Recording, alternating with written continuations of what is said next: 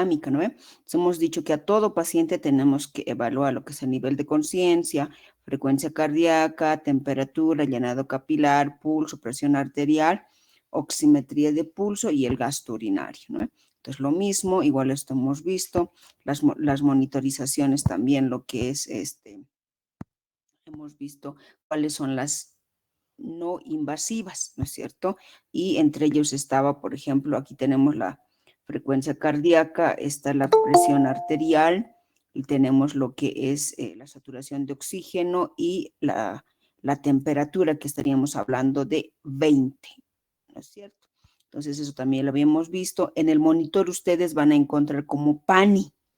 Entonces, como cualquier celular, ustedes tienen celular, entonces tiene ahí figuritas que te muestran, ¿no ve cuál es cuál? Lo mismo son con los monitores. Entonces, de la presión arterial dice PANI, entonces ese es el que nosotros tenemos que apretar si yo quiero saber de inmediato su presión arterial, ¿no? Entonces, ahí está.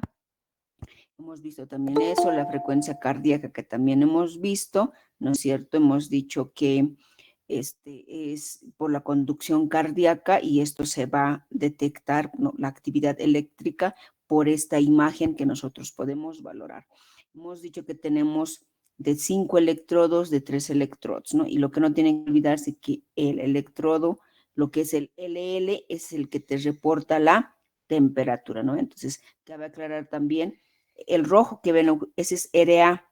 Nunca se van a ir por los colores, hemos dicho, siempre por RA, por right, left, porque es derecho, izquierdo, ¿no? Entonces, el rojo, ese es el RA, el amarillo es LA, ¿no? Debajo del LA, ¿no es cierto? Vamos a tener el LL y debajo del rojo está el RL, está. Y el blanquito, que ese es en la punta del corazón, entonces puede ser el C o B puede ser, ¿no? Entonces, eso también que ya lo habíamos visto, ¿no es cierto? Ahí está el ritmo sinusal que también hemos visto, tenemos la monitorización respiratoria, que ya lo hemos visto, la pulsometría que también, ¿no es cierto? Los parámetros que también lo habíamos visto, ¿no es cierto? Y habíamos quedado acá, que estamos hablando de monitorización cardiovascular invasiva.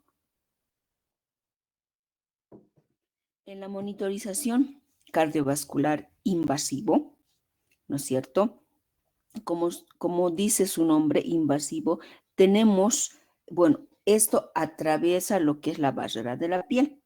Lo que nosotros con frecuencia vamos a ver, lo que es un PA directo, ¿no es cierto? Que es lineal o arterial, y PVC también, ¿no? Entonces, hemos visto lo que es, en qué tipo de pacientes está indicado una monitorización invasiva, ya lo hemos mencionado, ahí tenemos los catéteres también, y ahí está la presión arterial invasiva.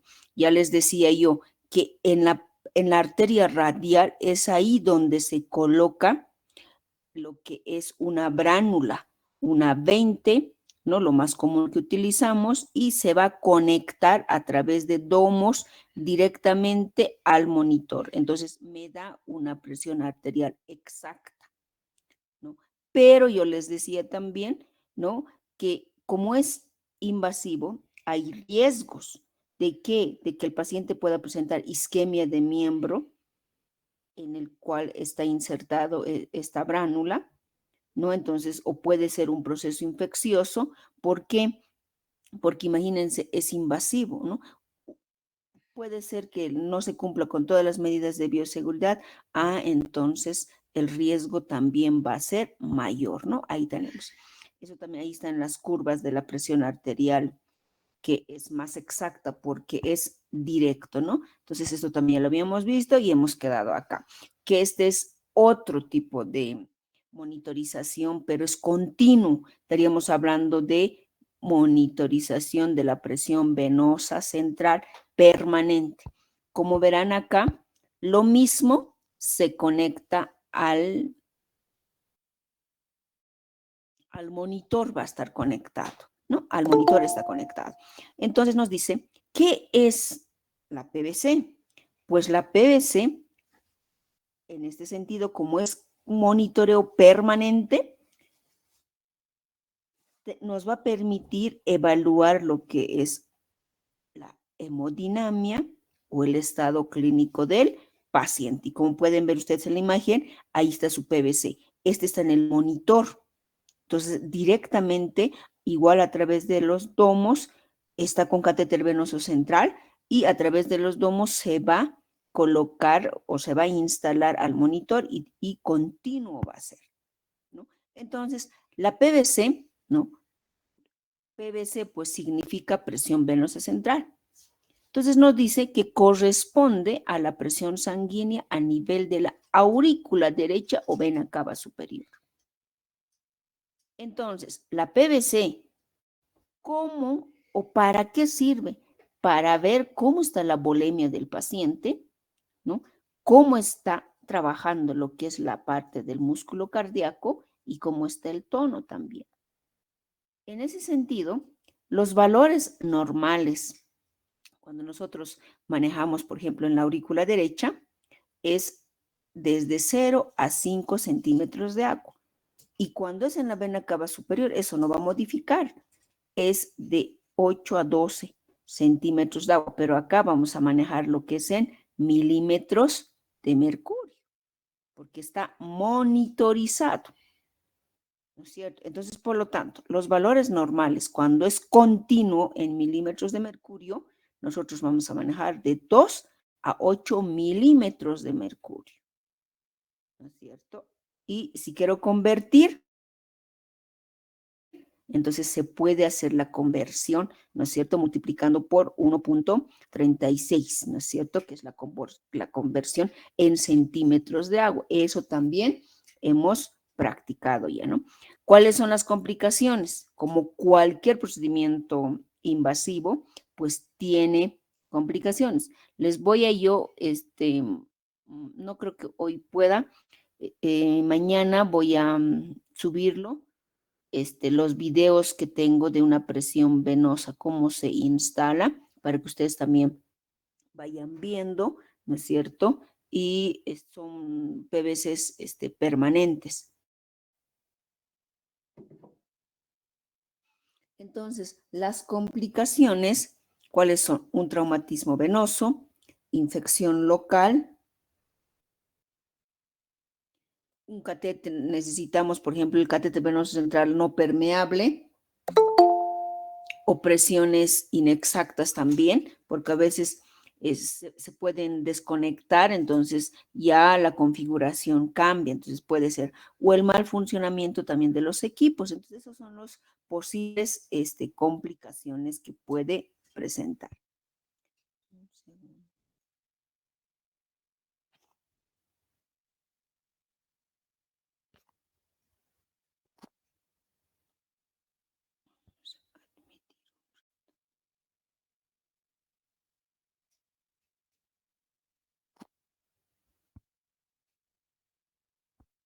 Listo.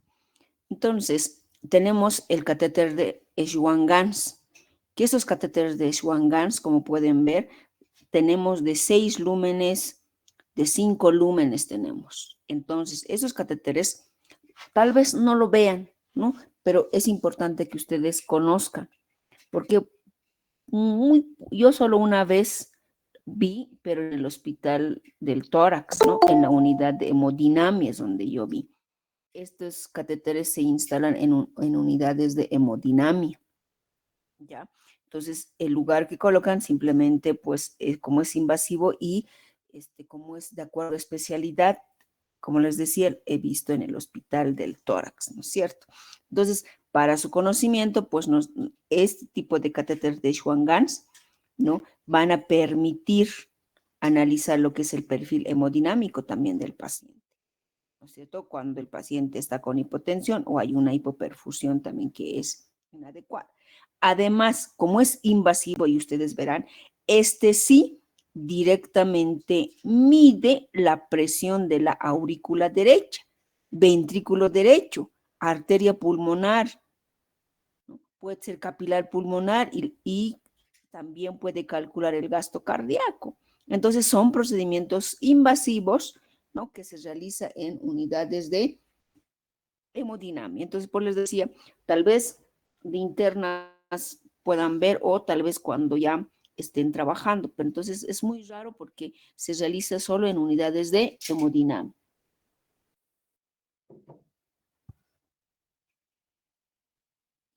Estos catéteres, como hemos dicho que son invasivos, ¿no es cierto? ¿Qué sucede? Va a pasar, ¿no?, de la circulación venosa central a las cámaras cardíacas, ¿no es cierto? A las cámaras cardíacas, donde va a identificar, ¿no es cierto?, estas curvas, qué presión hay, ¿no? Entonces, aquí va a medir lo que es la presión en cuña, entonces son, o presión venosa pulmonar, ¿no? Entonces son invasivos que nos va a permitir valorar, ¿no es cierto? Entonces, eso ya les decía, solo para su conocimiento. ¿Cuál es el objetivo? Pues tener datos precisos, ¿no?, para ver cómo está la hemodinamia del paciente que está en estado crítico.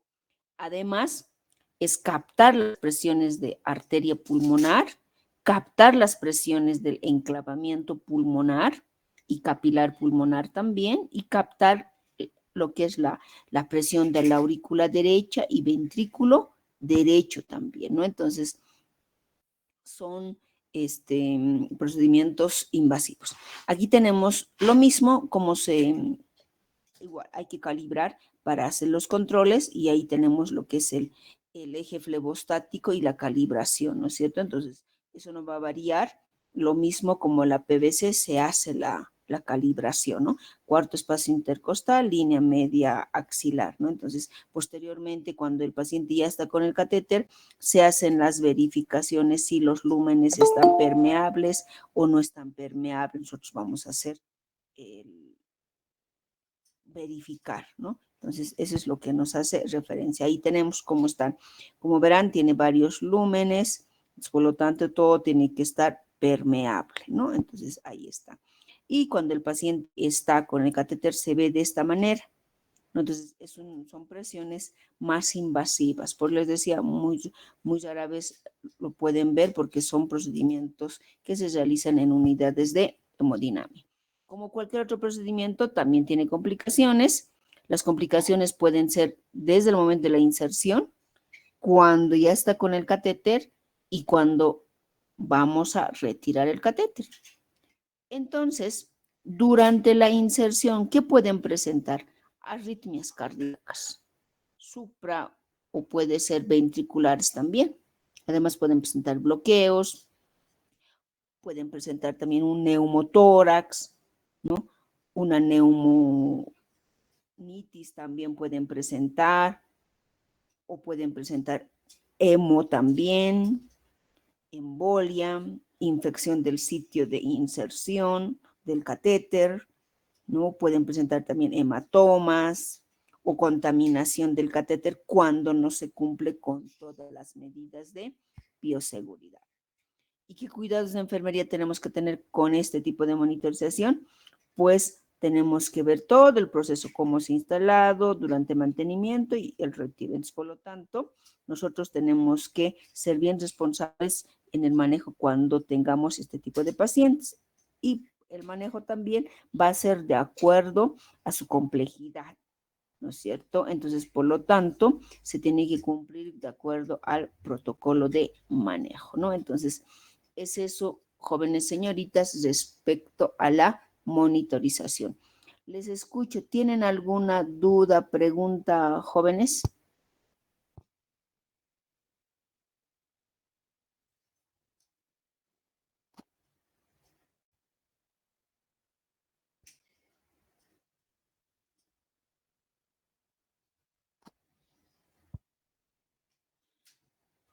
¿Estamos claros, jóvenes señoritas?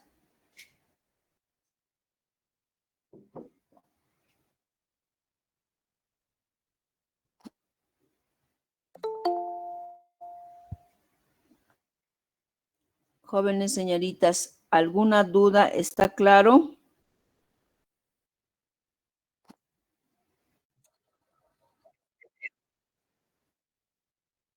Ya, Eric, ¿no ven? Ya, Eric, creo que usted no me está atento. Ya.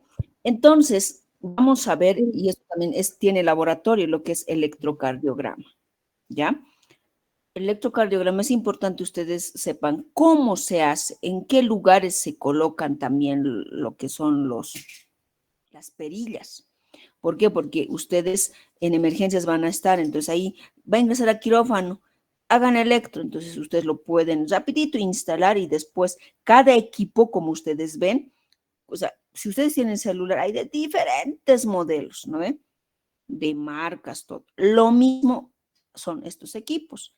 Hay de todo un modelo. Entonces, el manejo, yo les puedo indicar cómo se maneja lo que tenemos en la universidad, pero cuando vayan al hospital, entonces va a ser también diferente. Entonces, es importante ustedes que no va a cambiar dónde se colocan las perillas, eso no va a cambiar cómo se coloca. Lo que sí puede cambiar en algún momento es el equipo, ¿no? ¿Dónde es el encendido? ¿Cuál? Eso sí puede cambiar. Entonces, cuando van a prácticas, es importante que ustedes sean muy curiosos y digan, ¿me puede explicar, por favor, cómo se maneja el electro? Entonces les van a enseñar, no, aquí está prendido, simplemente eso, ¿no es cierto? Apretamos esto, pero ya ustedes ya van a colocar, ya van a saber dónde se colocan lo que son todo el equipo que necesita, porque son 12 derivaciones.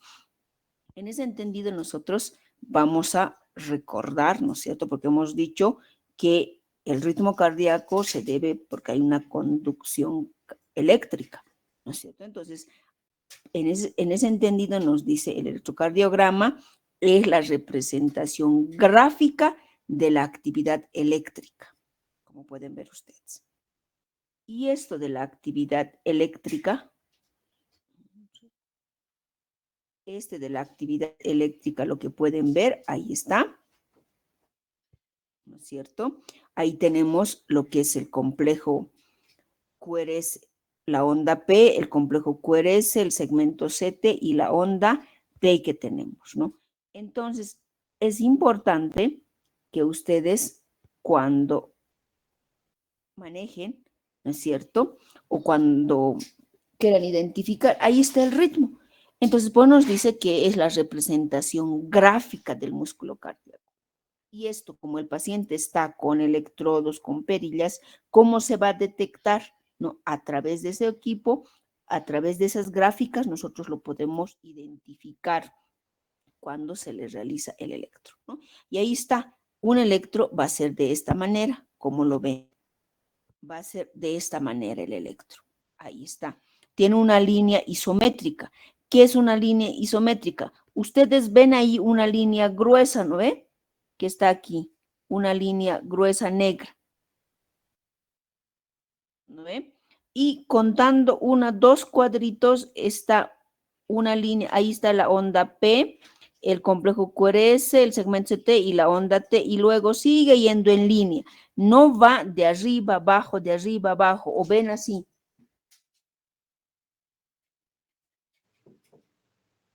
No, dice. Está recto, entonces eso es una línea isométrica porque va recto. Va recto. Y más adelante, cuando veamos ya arritmias, ustedes van a ver que no tiene esa forma ya, porque ahorita estamos hablando de un ritmo sinusal. ¿Qué significa?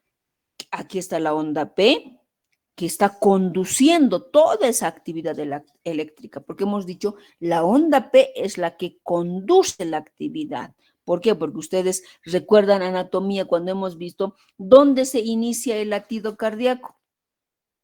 Jóvenes.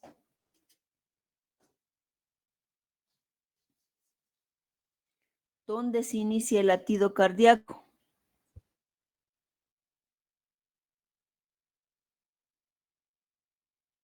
Licenciada, es en la aurícula derecha. Aurícula derecha, ya. ¿En qué lugar?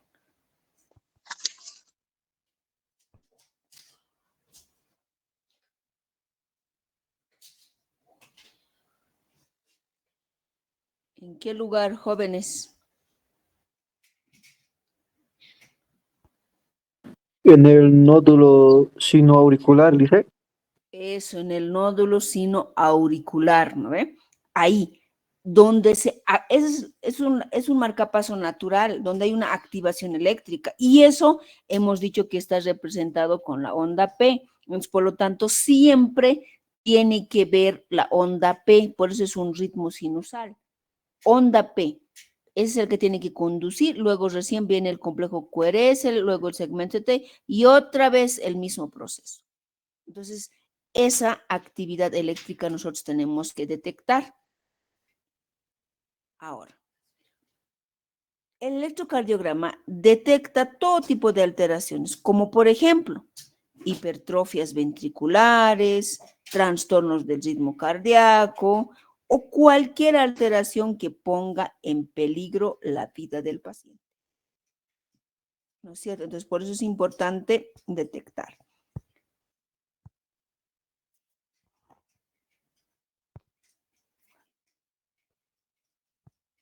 ¿Ya? Entonces, aquí está el sistema de conducción, ¿no es cierto? Ahí está. Ustedes tienen que recordar, tenemos aurículas y ventrículos, ¿no? Y ahí está.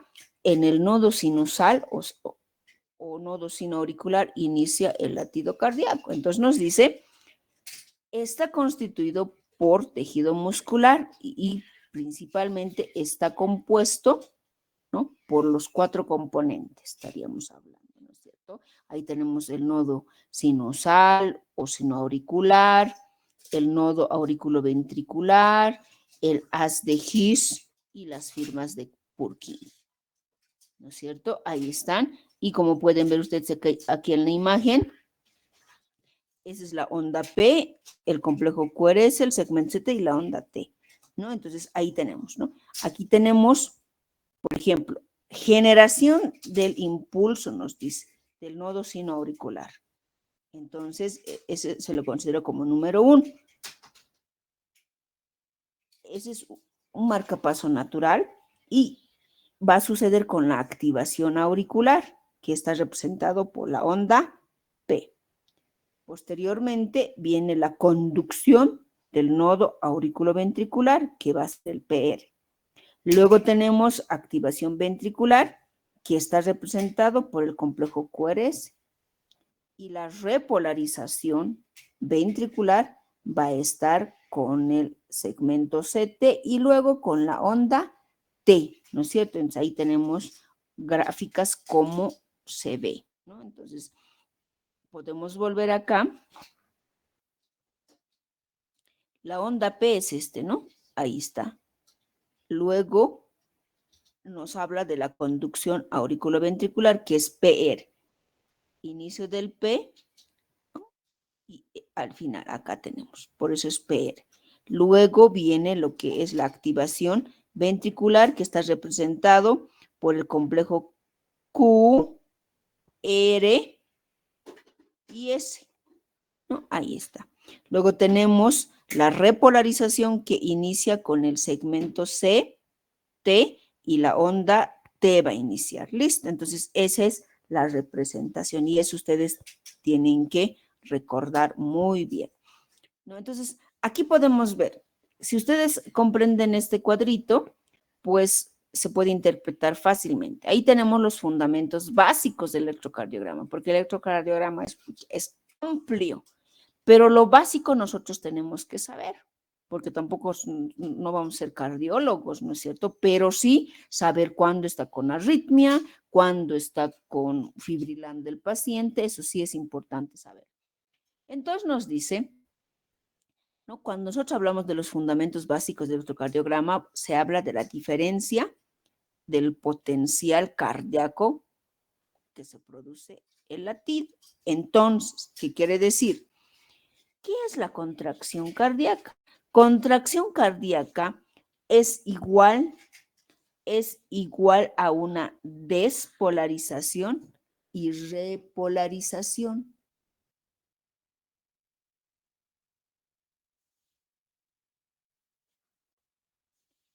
¿Ya? Un segundo, por favor.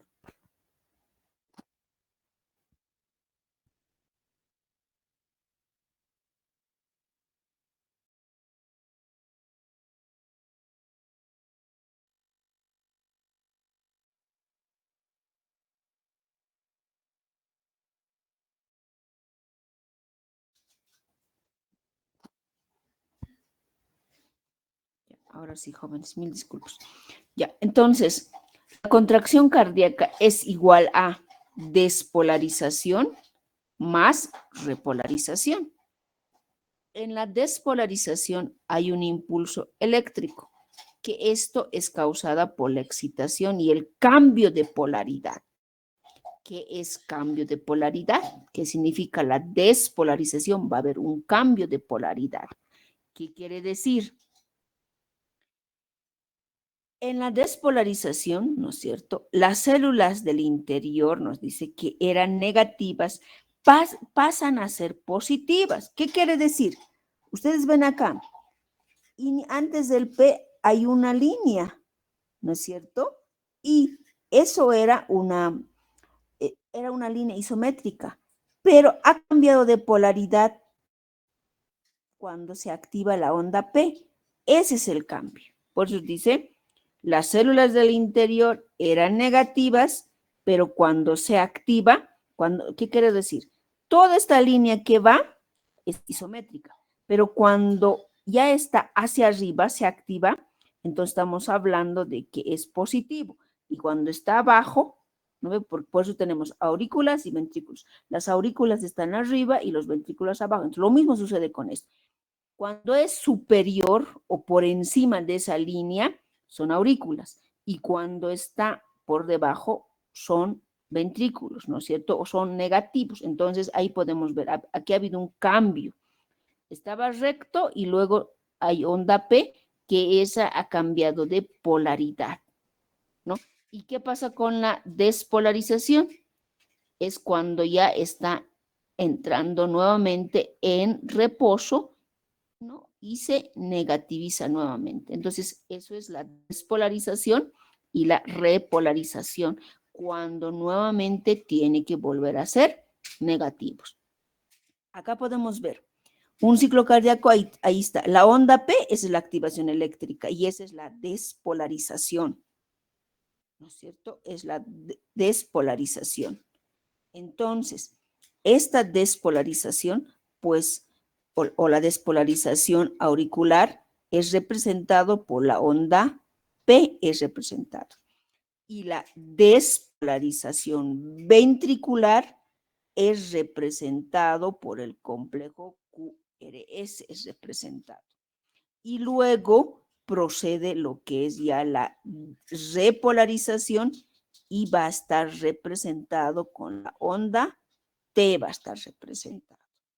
Entonces, aquí lo mismo, fíjense, la onda P es una despolarización auricular y el complejo QRS es una despolarización ventricular porque está representando a los ventrículos y la repolarización pues ya está ingresando en reposo, ¿no es cierto? Lo mismo acá, cuando hay un cambio, activación de la onda P, fíjense, las aurículas se activan y cuando hay una despolarización ventricular, se activa los ventrículos y este va a ser representado por el complejo QRS.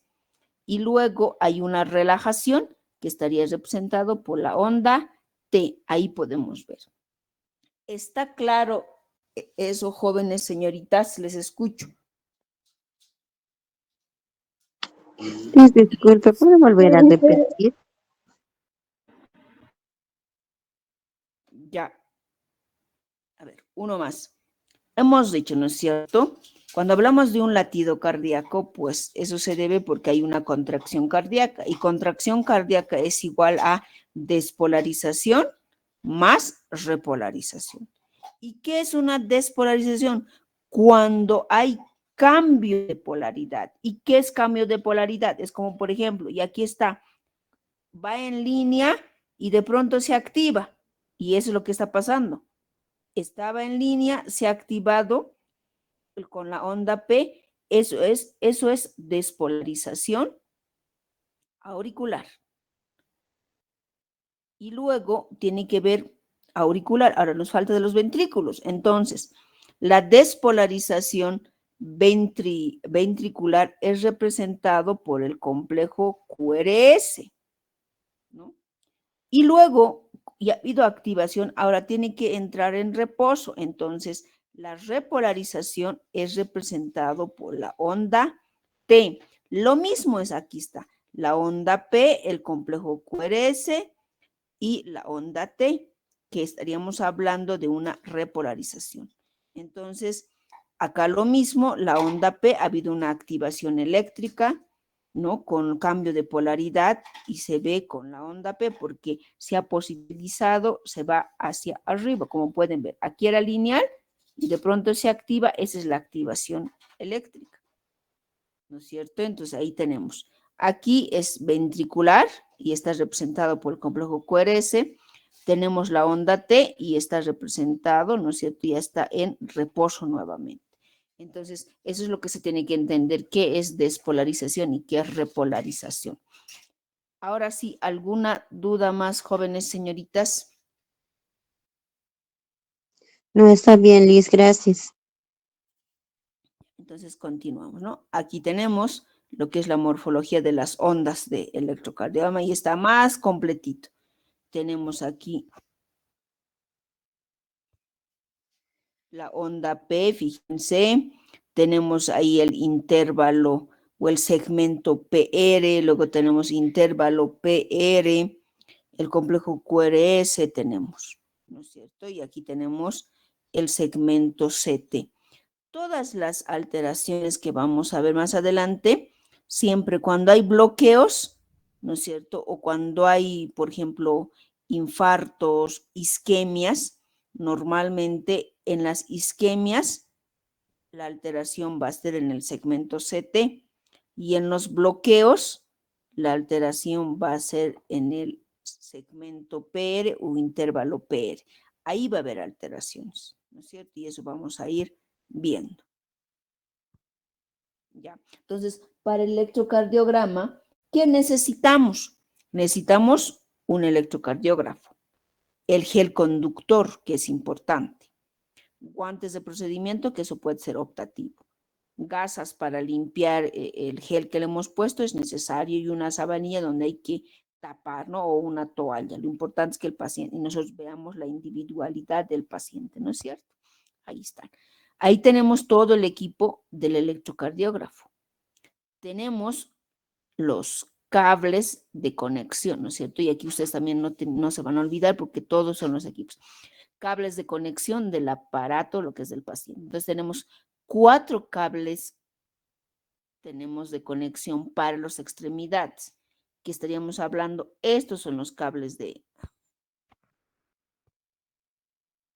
ahora sí, estos son los cables para miembros superiores y miembros inferiores, vamos a decir que estaríamos utilizando dos para miembros superiores y 2 para miembros inferiores, ¿no?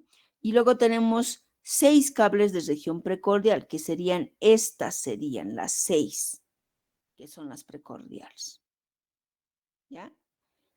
Luego, ¿qué tenemos? Pero estas tienen 12 derivaciones, ¿no es cierto? Y vamos a ver por qué. Y tenemos el sistema de fijación. En el sistema de fijación tenemos las pinzas o abrazaderas, que son estas. Esas son las pinzas o las abrazaderas. Luego tenemos perillas o chupetes, ¿no? Que serían estas, ¿no? Son como perillas. Entonces, o chupetes también que algunos lo llaman, ¿no? Entonces, tenemos el gel, tenemos el papel del electro y tenemos lo que es el cable para tierra, ¿no? Para evitar que haya interferencias o que haya una quemadura, ¿no? Y aquí están lo que es el equipo, que es completito que está representando a este. Entonces, esos son todo el equipo para realizar un electrocardiograma, ¿no? Entonces, ahí tenemos. El procedimiento, ¿cómo se realiza? Hay que colocar el electrocardiógrafo siempre al lado de la cama del paciente, ¿no? Y conectarlo con la salida a la tierra. Al paciente hay que situarle en posición de cúbito supino y tiene que estar con el tórax y las piernas expuestas, ¿No es cierto? ¿Qué quiere decir? Porque yo necesito colocar lo que son las abrazaderas, las perillas, ¿no? Hay que situar los electrodos en las 4 extremidades y 6 precordiales vamos a colocar. Y ahí está. Iniciamos. Hay que situar los electrodos en las 4 extremidades, ¿cierto? ¿Ya? Y ahí solamente es un ejemplo. Ustedes, cabe aclarar, nunca se van a manejar solamente por la explicación, nada más están con colores, pero siempre van a manejar RA, LA, ¿no es cierto? Entonces, ¿dónde se coloca? En el tercio medio del antebrazo, ¿no es cierto? Tercio medio del antebrazo, ¿no? Ahí está. Y aquí también se ve lo mismo. ¿Mm? Y en las piernas, ¿cómo se está colocando? Ahí se va a colocar. RA en la muñeca derecha, LA en la muñeca izquierda. El RF, ¿no es cierto? Que puede ser de color negro, siempre tienen que recordarse, el R siempre va a significar lado derecho, pero simplemente RF por los miembros inferiores, ¿no? Entonces, aquí está. Y el LF, que sería izquierdo, estaríamos hablando de esto. Ahí están los 4 extremidades. Y siempre estos, cuando veamos en la parte práctica, estas abrazaderas por dentro tienen un tipo metal. Entonces, tienen que colocar gel a ese nivel, ¿no? Como es metal, en la conexión con la piel tiene que estar con gel, ¿no? Para evitar cualquier interferencia, ¿no? Entonces tiene que estar con eso. ¿Ya? Luego tenemos lo que son las derivaciones precordiales. En las derivaciones precordiales tenemos del 1 hasta el 6, ¿no es cierto? Porque son 6 derivaciones. Entonces, de estos 6 derivaciones, el 1 hasta el 6. El 1, ¿dónde se coloca? Cuarto espacio intercostal, ¿no es cierto? Cuarto espacio intercostal, ¿no? Línea paraesternal derecha. Aquí está. Aquí está. Cuarto espacio. 1, 2, 3, cuarto espacio intercostal. El B2 es lo mismo. Cuarto espacio intercostal, línea paraesternal izquierda, que sería ahí. Y el 3, esperamos un ratito. Nos vamos directamente al 4. Está en el quinto espacio intercostal, línea media clavicular. Listo, ya tengo el 4. Ahora sí, el 3. El 3 va a estar a la mitad del 2 y del 4 va a estar. Y con eso ya está. Luego tenemos el 5, que sería quinto espacio intercostal, ¿no? Línea media axilar anterior. La axilar se divide en anterior, medial y posterior. Entonces, esta voy a colocar en la parte anterior. Y el 6 está en el quinto espacio intercostal, ¿no? Línea media axilar va a estar, ¿no? Y aquí está. Listo, entonces, esas son las 6 perillas que yo voy a colocar. ¿Está claro eso, jóvenes señoritas? Sí, licenciada. Ya, listo. ¿No? Entonces, el procedimiento, Sí, licenciada. ya, nosotros al procedimiento siempre tenemos que explicarle al paciente, ¿no es cierto? Hay que explicarle al paciente y la velocidad que nosotros vamos a realizar es 25 milivoltios por segundo. Entonces, por lo tanto, cuando veamos el equipo, a 25 milivoltios, ¿no? Entonces, por lo tanto, ya se está procesando. y luego, después de haber hecho el electro, se procede a retirar, ¿no es cierto? A desconectar todos los electrodos y dejarle cómodo al paciente. Durante el procedimiento, el paciente tiene que estar quieto tiene que estar, ¿no? Inclusive se les dice, no respire un momento, entonces esa es la forma correcta, porque a veces cuando empiezan a moverse, entonces hay interferencias también, ¿no? Ahora, ¿cuáles son las características del papel? Que es importante también, porque a través de eso nosotros podemos detectar, saber si está con arritmia o está con alguna alteración. El papel del electro tiene 5 cuadros pequeños, ¿ya? Y tiene cuadros grandes. Ahí tenemos un cuadrito, mide 1 milímetro, y el cuadro grande mide 5 milímetros, ¿ya? Y eso es lo que vamos a ver. Aquí está. Este es el papel del electro. Como verán, líneas grandes y dentro de esos cuadros grandes, ¿cuántos cuadros pequeños hay? 5, ¿no ve? Sí, 5, Liz. 5. Y cada cuadrito tiene 1 milímetro. Y los 5 de esto tiene 5 milímetros. ¿No es cierto? Entonces, eso es importante conocer. Ahí estamos bien.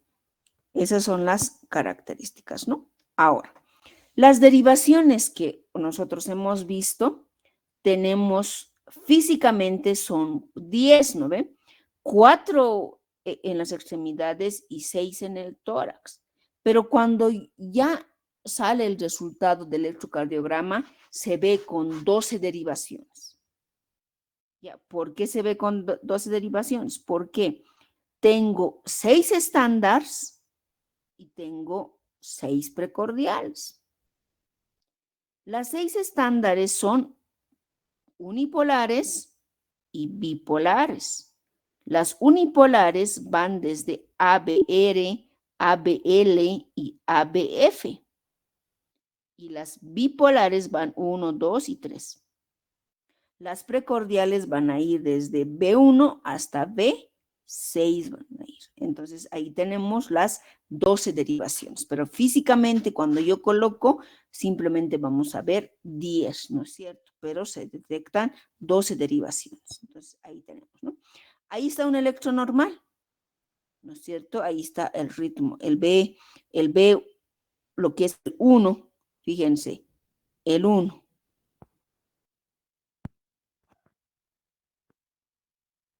Ahí está, ¿no? Ahí está el 1. El 2, como se ve. El 2, como verán, este es el D2. El D2 es el que se puede controlar mucho mejor. Cuando el paciente va a entrar al quirófano, inclusive nosotros pedimos un D2 largo. O cuando el paciente está con arritmia, donde se puede identificar mejor es en el D2. Entonces, pedimos un D2 largo más. Y ahí podemos ver cuánto siempre de frecuencia cardíaca tiene, ¿no? Aquí está el D3, ABR, ABL y ABF que tenemos, ¿no? Y las precordiales del 1 hasta el 6 tenemos. Entonces, eso es en condiciones normales que podemos decir.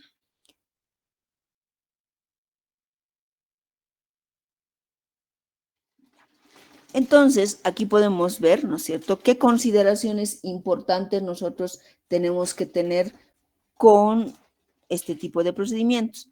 Primero, el paciente siempre hay que tenerlo relajado, ¿no? Y a una temperatura adecuada. ¿Por qué? Porque está con el tórax descubierto, los miembros, el tercio medio está igual descubierto tanto de miembros superiores e inferiores. Hay que retirar todos los objetos metálicos, anillos, ¿no es cierto?, cadenitas, todo lo que esté, los objetos metálicos, porque eso puede interferir. Entonces hay que retirar eso. Ya. Hay que descubrir el tórax, el paciente tiene que estar en decúbito supino, ¿no es cierto? Hay que descubrir la muñeca y los tobillos. Hay que limpiar con una gasa que esté impregnada en alcohol para que haya un mejor contacto, ¿no es cierto? Igual todos los lugares que voy a colocar las abrazaderas y las perillas. Colocar el gel conductor también, ¿no es cierto? ¿No? Para que éste haga contacto.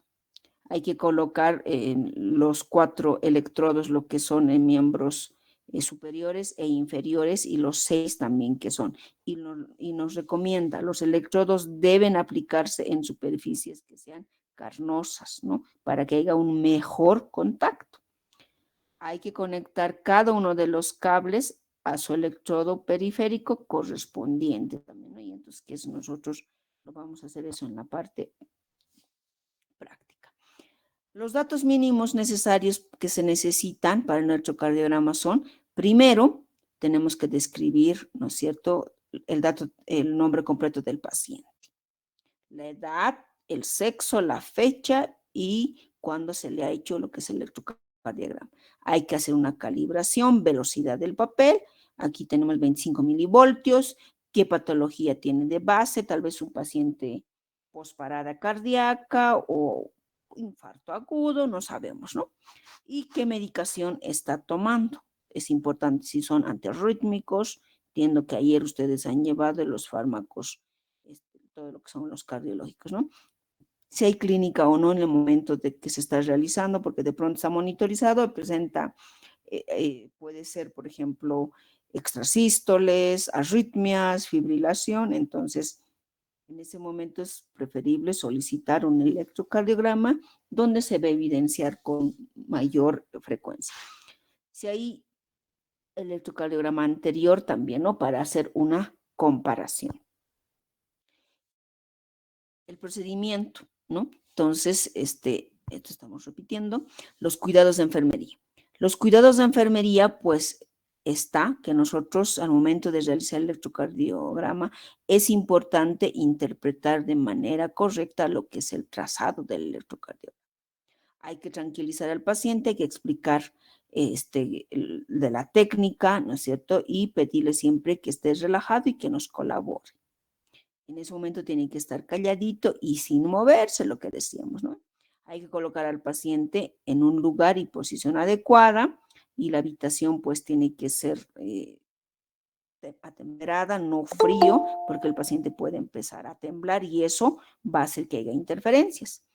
En decúbito supino sobre una superficie que sea amplia y donde pueda apoyar tanto los miembros inferiores como los miembros superiores, ¿no? Entonces, ahí tenemos. Hay que descubrir el tórax, hay que limpiar igual como lo hemos dicho, y se retira todo, lo que son, si tiene joyas, relojes, todo. Importante nos dice, ¿no? La correcta colocación de los electrodos, que es importante para hacer las comparaciones, ¿no es cierto? Es importante. En caso, por ejemplo, o sea, si sucediera esto o no fuese así, pues se podrá falsear inclusive la información. Entonces, eso tenemos que saber dónde se colocan los electrodos, ¿no? Y eso va inclusive en la monitorización, ¿no? Porque puede ser falsos positivos o falsos negativos, tal vez nos hace pensar que es una arritmia y no es así. Entonces, todo eso nosotros lo vamos a ver también, ¿no? Entonces, es eso, jóvenes, señoritas. ¿Tienen alguna duda antes de continuar? ¿Qué hora es? Les escucho, jóvenes.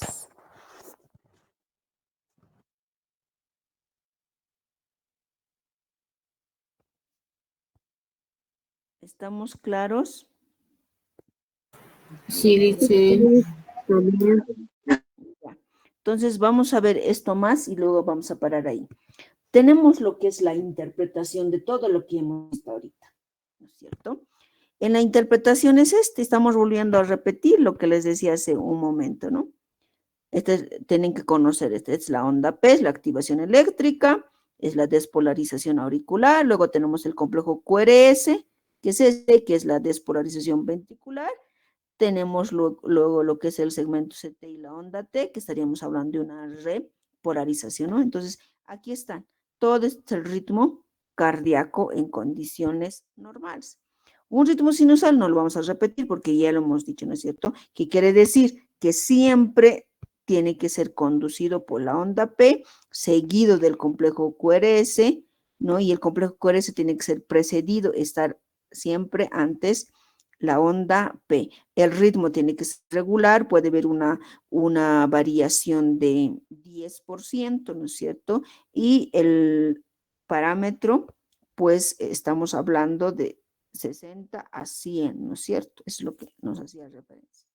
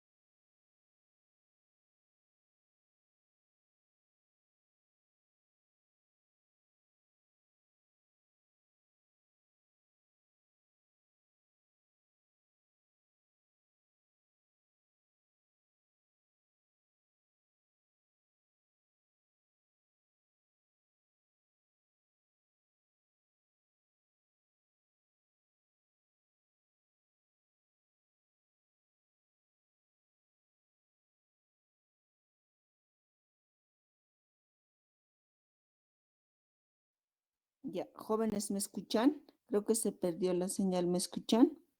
Sí, Lice. Se escucha, Liz. Ya, a ver, vamos a...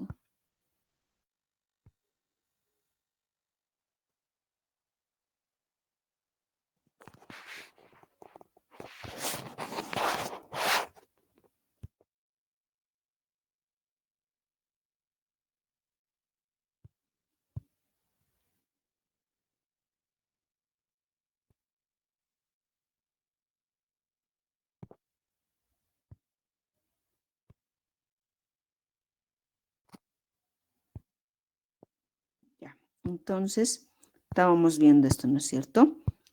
Ya, este es un ritmo sinusal que no lo vamos a repetir, ya lo hemos visto, ahí están las características y aquí iniciamos, ¿no? ¿Cómo saber con cuánto de frecuencia cardíaca está mi paciente? Lo más exacto que nosotros podemos ver, ¿no es cierto?, son las eres hay que contar, siempre las eres, ¿ya? Aquí está, este es R. De esta R hasta esta R, ¿cuánto será? A eso se refiere. Entonces, vamos a empezar, ¿no? Y tenemos una constante que sería 1500, ¿ya? Entonces, de acuerdo a eso, nosotros vamos a ir viendo. Aquí, ¿con cuánto de frecuencia cardíaca estará? A ver, primero veremos esto. A ver, si es que mi paciente estuviese, me está diciendo que la R está aquí, donde está con la primera flechita. Y si esta R estuviese aquí con la otra flechita, ¿con cuánto de cardíaca estaría?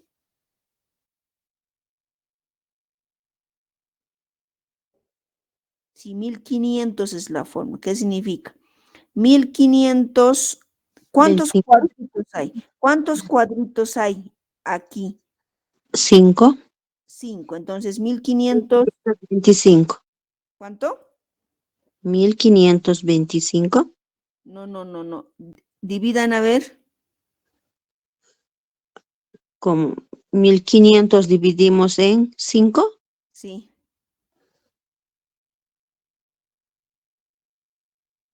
300, Lisa. Ah, ya, entonces por eso está este 300. Si esta R estuviese en esta otra línea, ¿cuánto sería?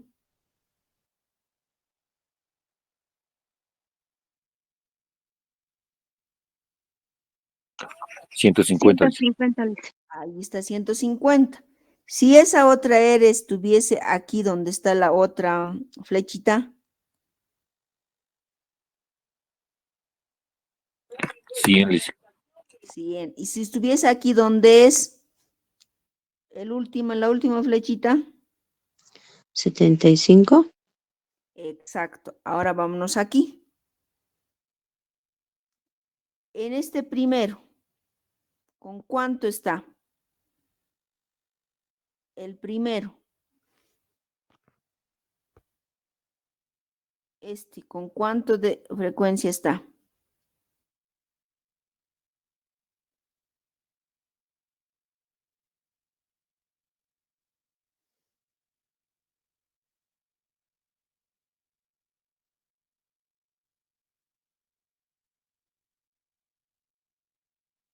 ¿Con cuánto está?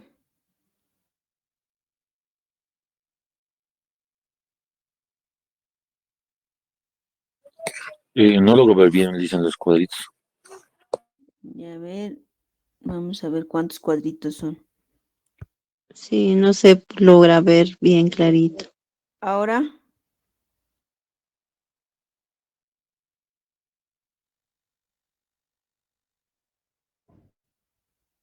este 1. ¿Se ve?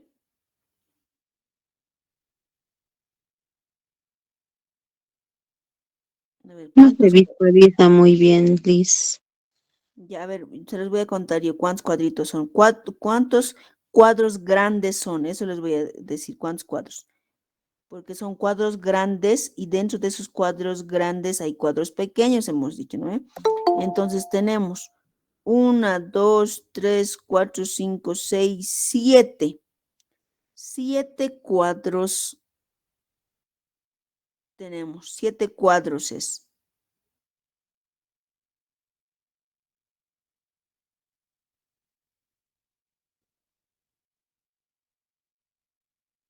7 cuadros.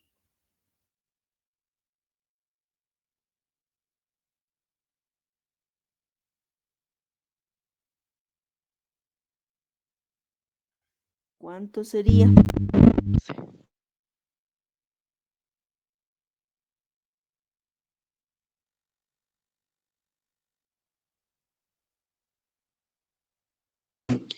Liz, ¿serías 35 o estoy mal?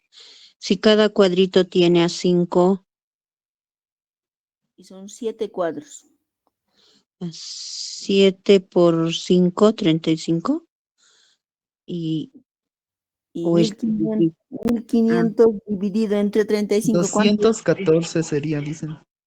ya, 1500 entre.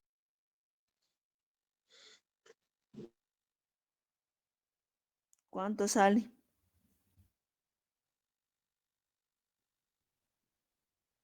42.8, Lisa. 42.43, ¿no?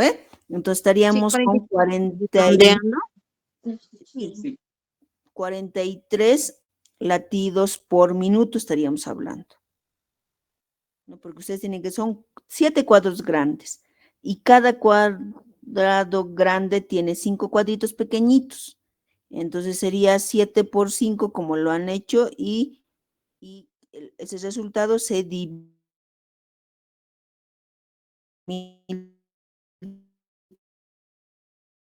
1500, ¿no?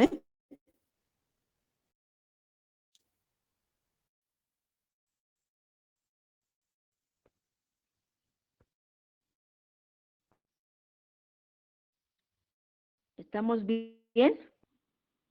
Sí, Liz, 43 Lice. latidos por minuto. Jóvenes, ¿estamos bien? Sí, Liz, 43 latidos por minuto. Ya, listo, ¿no ve? 43 latidos por minuto. Ya. Ahora, hay otra fórmula también, fíjense. Este es más exacto, ¿no ve? Lo mismo que hemos hecho, pero siempre se va a contar desde la R con la otra R. Hay otro que dice, el que esté la línea negra más cerca. No es algo muy exacto, pero esta es la más exacta y es lo que nosotros tenemos que aplicar siempre.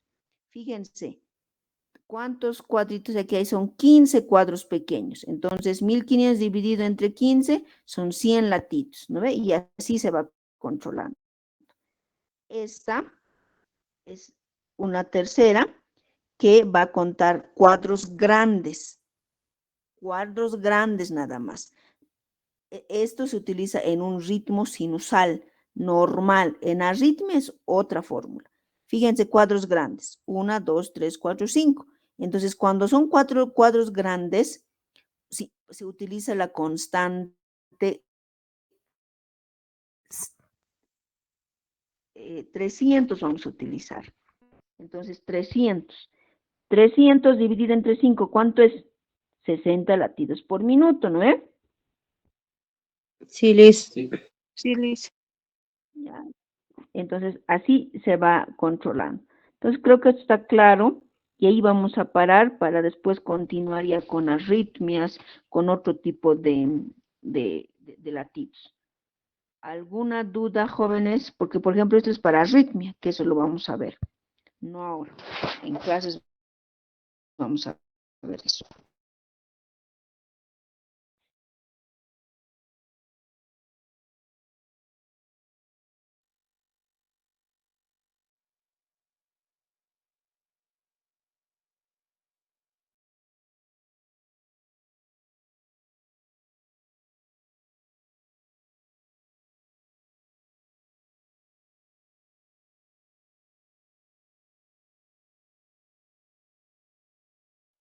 Ya, ¿alguna duda,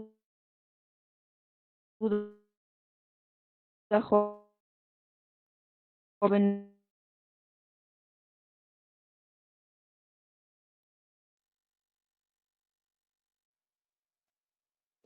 Hola, Liz.